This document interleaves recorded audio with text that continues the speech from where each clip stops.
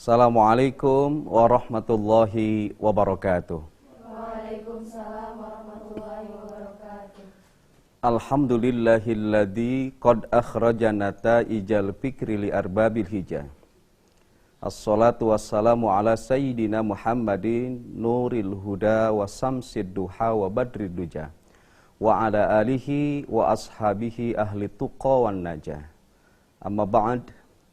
Para pemirsa, Assalamualaikum Nusantara dan kawan-kawan mahasiswa yang saya cintai, saya hormati dan Allah muliakan. Sehat semuanya? Jika kita punya visi dan orientasi hidup ini untuk menggapai kebahagiaan, maka dalam simpulan para ulama, tidak ada kebahagiaan selain ketika kita diaku sebagai umat Kangjeng Nabi. Jadi kebahagiaan tertinggi bagi para ulama adalah ketika mereka diakui sebagai umat Kangjeng Nabi Muhammad sallallahu alaihi wasallam. Karena itu kata para ulama, di antara ciri umat Kangjeng Nabi Muhammad itu yang pertama adalah wajhan munbasiton. Umat Kangjeng Nabi itu wajahnya bercahaya. Kata orang Sunda, pamentekna bear marahmai keret banget napi kagegeten sopak awak napi kahemanen. Jadi umat Nabi itu wajahnya bercahaya. Karena itu tolong minta bantuan dilihat wajah teman duduk samping kiri kanan masing-masing. Semuanya bercahaya, insya Allah. Karena ada lampu. Lalu pertanyaannya, kenapa wajah umat Kangjeng Nabi itu bercahaya? Allah mengisyaratkan dalam Quran surah Al-Fatah ayat 29, simahum bi wujuhihim min asaris sujud. Wajah umat Kangjeng Nabi itu bercahaya karena dia pandai menjaga sujudnya, baik sujud pardunya maupun sujud sunnahnya. Wajah umat Kangjeng Nabi menebar dan menabur energi positif karena dia pandai menjaga sholatnya, baik sholat pardunya maupun sholat sunnahnya. Sampai di sini kita bisa menarik kesimpulan, jangan sekali-kali kita ngaku sebagai umat Nabi kalau kita tidak pandai menjaga sholat kita. Lalu pertanyaannya apa yang harus kita jaga dari sholat kita? Setidaknya ada dua. Satu, jaga kuantitasnya. Yang kedua, jaga kualitasnya. Secara kuantitatif, sholat itu ada dua. Satu, ada sholat fardu. Yang kedua, ada sholat sunnah. Kalau kita ingin diaku sebagai umat Nabi, sejatinya yang kita jaga dari sholat kita bukan sekedar yang fardu, tetapi yang sunnah. Insya Allah kawan-kawan mahasiswa masih menjaga sholat sunnahnya, sholat tahajudnya masih, sholat duhanya masih, insya Allah. Kenapa kita harus menjaga sholat sunat kita? Karena kata Rasulullah, barang siapa yang menjaga sholat sunnahnya berbanding lurus dengan sholat fardunya, asbatallahu nuri fi qalbihi, maka Allah akan menyimpan cahayanya pada hati kita. Pada saat di hati kita ada cahaya Allah, maka hati kita akan tenang. Pada saat hati kita tenang, maka pikiran kita akan terang. Hingga Ali bin Abi Thalib bersumpah, wallahi demi Allah, kalau hati kita tenang, pikiran kita terang, segalanya akan kita menangkan. Ingat, setiap kita itu harus jadi pemenang, tidak boleh jadi pecundang. Kenapa? Sebab 10 kali dalam azan, 5 kali dalam iqamah, total jenderal 15 kali dalam sehari semalam melalui lisan para muazin. Allah menyeru kita dengan redaksi hayyi alal falah. Mari kita meraih kebahagiaan, di mana hakikatnya mari kita semua meraih kemenangan. Insya Allah setiap kita akan jadi pemenang ketika Allah menyimpan cahayanya dalam hati kita. Dan Allah akan menyimpan cahayanya pada hati kita manakala kita pandai menjaga sholat sunat kita. Yang kedua, jika sholat sunat berat kita kerjakan, tahajud masih ngantuk, duha tanggung kita masih kuliah atau ada aktivitas yang lain, minimal yang fardu harus utuh kita jaga 17 rakaat, jangan sampai 15 karena subuhnya kesiangan. Harus utuh 17, jangan jadi 14 sebab maghribnya tanggung di perjalanan. Nah, yang pertama yang harus kita jaga sekali lagi dari sholat kita adalah kuantitasnya. Berbanding lurus dengan kuantitas, yang harus kita jaga dari sholat kita, kalau kita ingin diaku sebagai umat Kangjeng Nabi, jaga kualitasnya. Kenapa kita harus menjaga kualitas sholat kita? Sebab pahami, Allah sudah ngasih segalanya yang berkualitas dalam hidup kita. Allah telah ngasih kehidupan yang berkualitas, bisa kuliah di kampus UIN Sunan Gunung Jati Bandung yang berkualitas. Lalu pertanyaan besarnya, sudahkah kita mempersembahkan sholat kita yang berkualitas untuk Allah? Lalu jika ada pertanyaan, manakah sholat yang berkualitas itu? Nanti akan kita kaji bersama setelah yang berikut ini.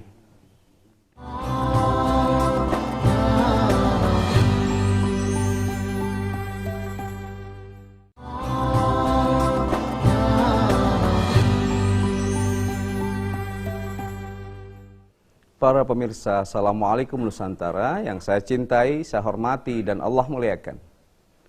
Tadi kita bertanya, manakah sholat yang berkualitas itu? Allah berfirman, Qad aflahal mu'minun alladzina hum fi sholatihim. Ada dua suara. Yang benar, Qad aflahal mu'minun alladzina hum fi sholatihim khasi'un. Tapi insya Allah mahasiswa-mahasiswi ini semuanya dekat dengan Al-Quran hingga tahu ujung ayat itu meskipun kadang salah. Ya, biasanya kalau gagal fokus itu suka salah ujungnya. Saya pernah ngisi pengajian di satu tempat tertentu, ada ibu ketua majelis taklim salaman, ngucapin salam tapi gagal fokus. Assalamualaikum warahmatullahi wabarakatuh. Alhamdulillahirabbil alamin wa bihi nasta'inu ala umuri dunya waddin wassalatu wassalamu alaikum warahmatullahi wabarakatuh. Jadi sudahan. Kenapa ini? Karena gagal fokus. Hati-hati jangan gagal fokus. Kata Allah, Qad aflahal mu'minun alladzina hum fi sholatihim khasi'un. Kata Allah, sungguh bahagia orang-orang yang beriman. Manakah orang beriman yang diyakinkan Allah akan bahagia itu? Adalah mereka yang pandai menjaga sholatnya dengan khusyuk. Sholat khusyuk dalam terminologi para ulama adalah sholat yang berkualitas. Karena itu, jika ingin diaku sebagai umat Nabi, jaga kehusuan sholat kita, sebab khusyuk sholat kita indikasi dari sholat kita berkualitas. Kawan-kawan mahasiswa, sholatnya sudah bisa khusyuk semuanya? Insya Allah. Para ulama ngasih rumus sederhana, kalau sholat kita ingin khusyuk dan berkualitas, pertama, bebaskan sholat kita dari gangguan internal. Yang kedua, bebaskan dari gangguan eksternal. Apa gangguan internal itu? Gangguan yang datang dari dalam diri kita. Jadi yang merusak kehusuan sholat kita bukan hanya orang lain, tapi diri kita sendiri. Mana contohnya? Satu, kawan-kawan sholat bari nahan lapar. Pertanyaannya, lebih baik lagi sholat ingat makan atau lagi makan pingin sholat? Kalau lapar makan dulu, sholat dulu. Makan dulu, ya.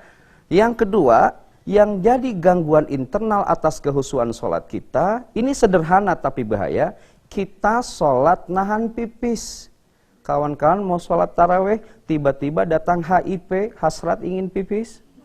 Lalu terus sholat taraweh, sholatnya akan khusyuk atau tidak? Tidak. Yang ketiga, gangguan internal itu sholat bari nahan kentut. Pengen kentut ditahan, lanjut sholatnya. Sholatnya akan khusyuk? Tidak akan khusyuk. Hati-hati, ini hal sederhana tapi bisa merusak kualitas kehusuan sholat kita. Maka kalau ingin khusyuk, bebaskan sholat kita dari gangguan internal. Yang kedua, bebaskan dari gangguan eksternal. Mana gangguan eksternal itu? Gangguan dari luar diri kita. Contoh, kita sholat menghadap dinding yang ada gambar multitafsir. Dijamin kita tidak akan sholat, tapi kita akan nafsirin gambar. Kemudian kita sholat misalnya menghadap kalender. Dijamin kita tidak akan sholat, tapi kita akan nyusun program.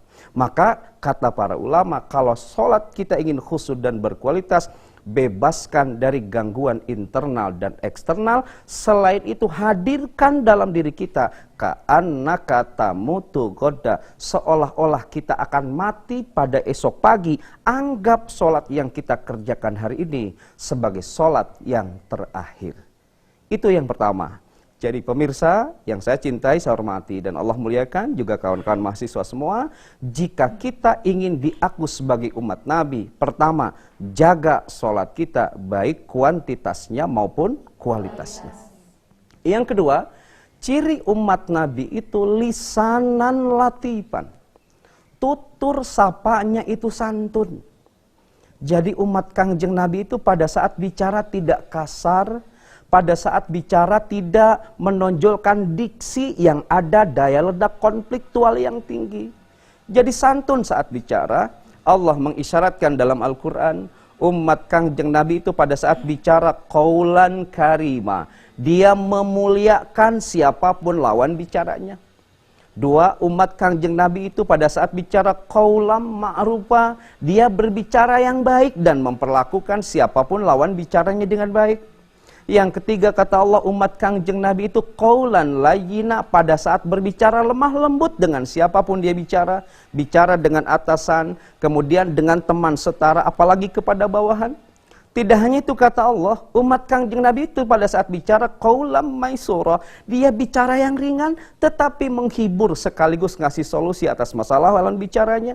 Bahkan tidak hanya itu, kata Allah, umat Kangjeng Nabi itu qaulan syadida, pada saat berbicara berbobot, padat, berisi, sehingga siapapun senang bicara dengannya, sebab setelah bicara dengannya ia mendapatkan ilmu dan pencerahan.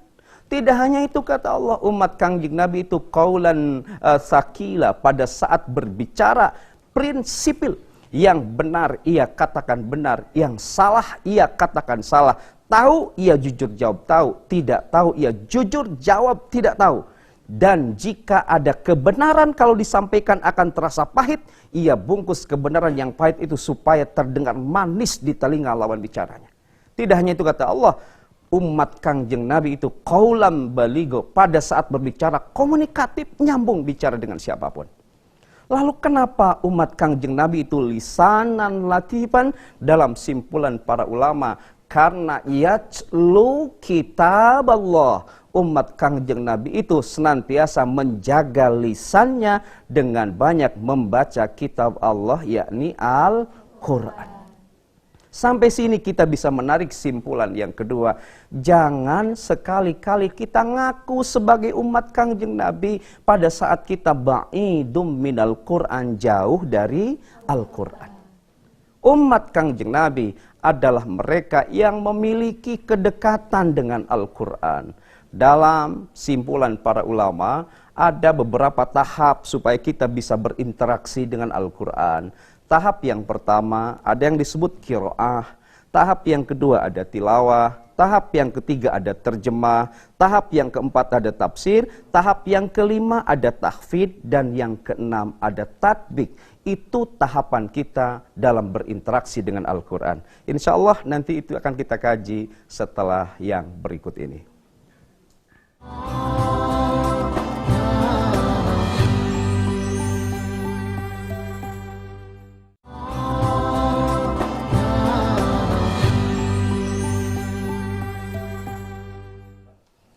Para pemirsa, Assalamualaikum Nusantara, juga kawan-kawan mahasiswi dari UIN Sunan Gunung Jati Bandung yang saya cintai, saya hormati, dan Allah muliakan.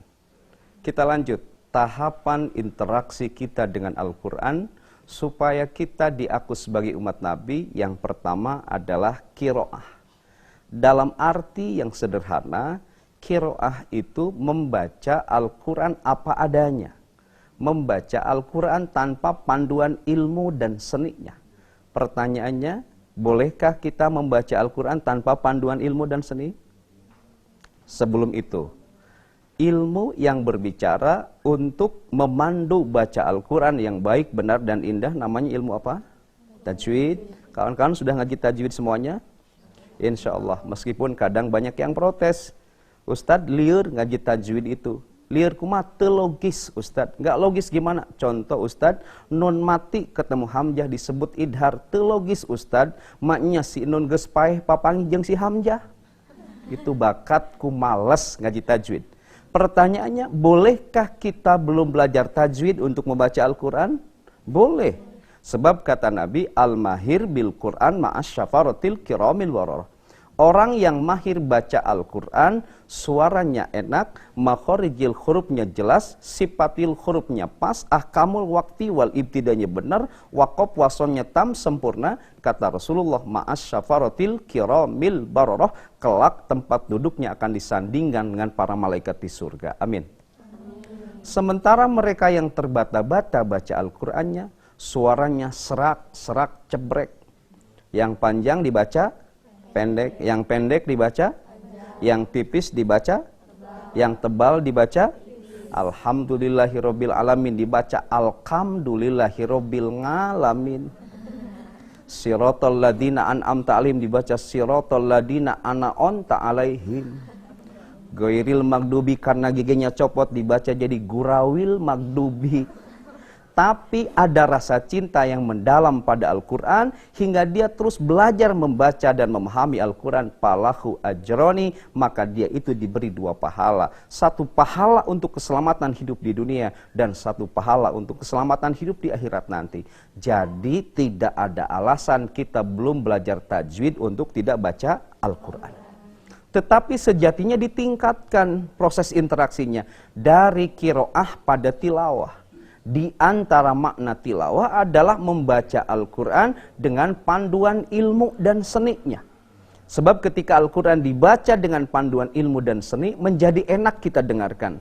Karena itu di Indonesia itu ada momentum 2 tahunan yang disebut dengan musabaqah tilawatil Quran. Kenapa tilawatil Quran? Sebab yang bermusabaqah mereka yang sudah ahli dalam ilmu dan seninya. Tahap interaksi kita dengan Al-Quran yang ketiga, supaya memperkokoh jati diri kita sebagai umat Nabi adalah terjemah. Kawan-kawan semua, pada saat baca Al-Quran, baca terjemahnya. Kenapa? Sebab terjemah itu pintu awal untuk memahami luasan arti dan kedalaman makna Al-Quran. Di sisi lain, ketika kita baca terjemahnya, itu akan menjadi magnet yang menarik rasa penasaran kita untuk membuka lembar demi lembar Al-Quran. Saya mau tanya, pernah malas baca Al-Quran? Ada yang bilang tidak pernah karena tidak pernah baca. Kenapa kita malas baca Al-Quran? Karena kita tidak tahu arti yang kita baca terjemahnya. Tahap interaksi berikutnya dengan Al-Quran ada yang disebut dengan apa? Setelah terjemah, tafsir. Tafsir itu pintu kedua untuk memahami luasan arti dan kedalaman makna Al-Quran. Ketika tahap interaksi kita sudah pada wilayah tafsir, maka Al-Quran akan mengalirkan berbagai macam informasi yang selalu aktual, selalu baru. Karena itu mereka yang interaksinya sudah sampai pada tahap tafsir tidak mau sedikit pun jauh dari Al-Quran. Kawan-kawan jangan takut untuk ngaji tafsir. Kenapa? Sebab sekarang seluruh kitab tafsir dari mulai yang ringan sampai yang berat sudah diterjemahkan dalam bahasa Indonesia. Kabar gembiranya, aplikasinya sudah bisa kita download secara gratis di smartphone kita. Jadi sekarang kita tidak ada alasan untuk berinteraksi dengan Al-Quran melalui pintu tafsir. Lalu setelah tafsir, proses interaksi kita dengan Al-Quran berikutnya adalah tahfidz. Apa tahfidz itu? Menghafal Al-Quran. Insya Allah mahasiswa dan mahasiswi Inus Sunan Gunung Jati Bandung rata-rata hafalan Qurannya sudah di atas 5 juz semua. Amin ya robbal alamin. Kita harus bangga. Kenapa demikian? Sebab kata Allah begini, Inna nahnu nazzalna dzikra wa inna lahu lahafidun. Allah menurunkan ad-dzikra yakni Al-Quran itu disertai oleh para malaikat penjaganya. Jadi setiap huruf Al-Quran itu dijaga oleh para malaikat Allah. Jadi ketika kita menjaga hafalan Al-Quran, maka para malaikat yang menjaga huruf Al-Quran itu akan menjaga kehidupan kita. Hingga hidup kita akan dikendalikan oleh potensi mulkiyah, potensi malaikat, bukan potensi syaitoniah. Kalau hidup kita dikendalikan oleh potensi mulkiyah, potensi malaikat sebagai buah dari keterjagaan hafalan Quran kita, insya Allah hidup kita ini akan selamat bukan hanya di dunia tetapi di akhirat nanti. Kemudian dari tafsir, tahfidz, tingkatkan yang terakhir apa? Tatbikul Quran. Apa tatbikul Quran itu? Jika Al-Quran memerintah kita untuk mencari ilmu, maka kawan-kawan semua kuliah mencari ilmu itu namanya tatbikul Quran. Kata Al-Quran, tutuplah kalian wanita dengan hijab. Kalian semua sekarang menggunakan hijab, pemirsa pun sama menggunakan hijab, maka itu namanya tatbikul Quran. Kata Al-Quran, jika istitoah mampu, laksanakanlah ibadah haji dan umroh, lalu kita melaksanakan haji dan umroh, itu bagian dari tatbikul Quran. Jadi ciri umat Kangjeng Nabi Muhammad itu yang pertama wajhan munbasiton, wajahnya bercahaya karena buah keterjagaan sholatnya baik kuantitasnya maupun kualitasnya. Yang kedua lisanan latifan, tuturnya sapanya santun sebagai buah kedekatan dirinya dengan Al-Quran. Mudah-mudahan pemirsa kita semua diaku sebagai umat Kangjeng Nabi. Sekian dan demikian, wallahu waliyut taufiq wal hidayah. Assalamualaikum warahmatullahi wabarakatuh.